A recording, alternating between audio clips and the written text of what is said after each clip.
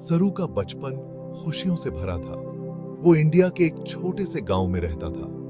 जिंदगी सादी थी, हंसी खुशी से भरी। शरारती सरू अपने भाई बहन के साथ खुले में घूमता रहता था। रेलवे ट्रैक के पास खेलते उनकी हंसी गूंजती रहती।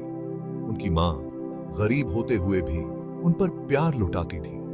उनकी मुस्कान ही बच्चों के लिए धूप थी, उनकी बाहों में ही सुकून था। एक रात सब कुछ बदल गया।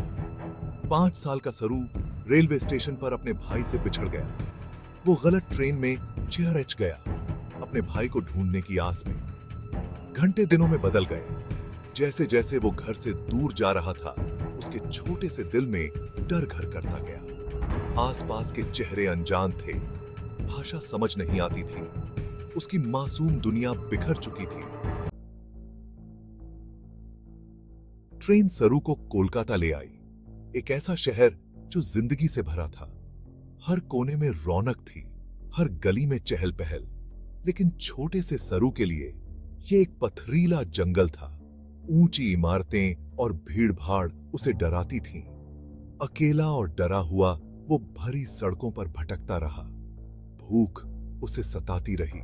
हर चेहरा अजनबी था, हर रास्ता अनजान।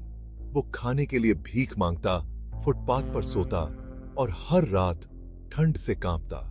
उसका छोटा सा शरीर हर रात सिसकियों से भर जाता। आंसू उसकी आंखों से बहते रहते। हर दिन जीने की जंग थी, हर पल एक नई चुनौती।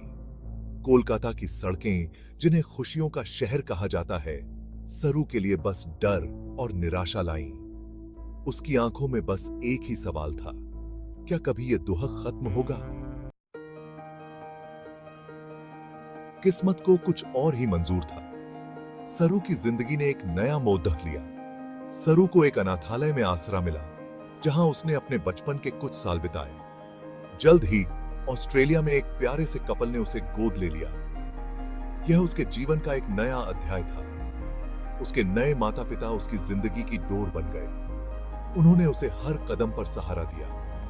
उन्होंने उसे ढेर सारा प्यार दिया और अच्छी परवरिश की। सरू को एक सच्चा परिवार मिल गया। सरू ने अपनी नई जिंदगी को अपना लिया। स्कूल में खूब पढ़ाई की और एक अच्छे जवान में बदल गया। उसने अपने सपनों को साकार करने की ठानी। लेकिन उसके दिल के किसी कोने में अपने खोए हुए परिवार की यादें अभी भी ताजा थी। वह अक्सर अपने अतीत को याद करता था। जैसे जैसे सरू बड़ा होता गया, अपने असली परिवार को खोजने की चाहत और भी बढ़ती गई। अधूरी यादें और अटूट दृढ़ संकल्प के साथ उसने एक मिशन पर निकल पड़ने का फैसला किया। गूगल अर्थ उसका साथी बन गया।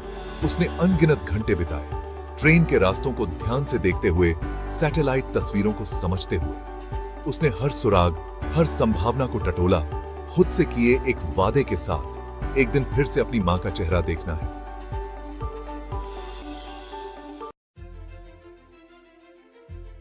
सालों की लगातार खोज के बाद आखिरकार सफलता मिल ही गई। यह एक लंबी और कठिन यात्रा थी, लेकिन उसने कभी हार नहीं मानी। एक छोटा सा गांव, एक पानी की टंकी और एक शांतिपूर्ण दृश्य, ये सब उसकी यादों में बसे हुए थे। एक रेलवे क्रॉसिंग, सरू की यादें सैटेलाइट तस्वीरों से मिल रही थी।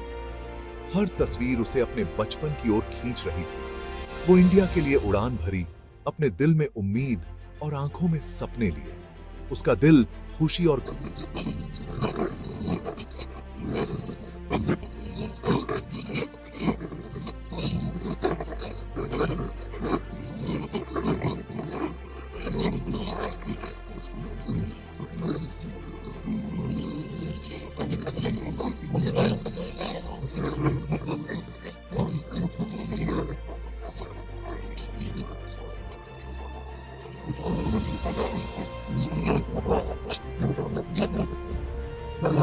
दूसरे को गले लगाया, जैसे सारी दूरियां मिट गई हों। खुशी के आंसू बिछड़ने के गम को बहा ले गए। यह एक ऐसा मिलन था जिसे शब्दों में बयां करना मुश्किल है। सरू को अपनी बहन और भाई भी मिल गए, जिनसे वह सालों से दूर था।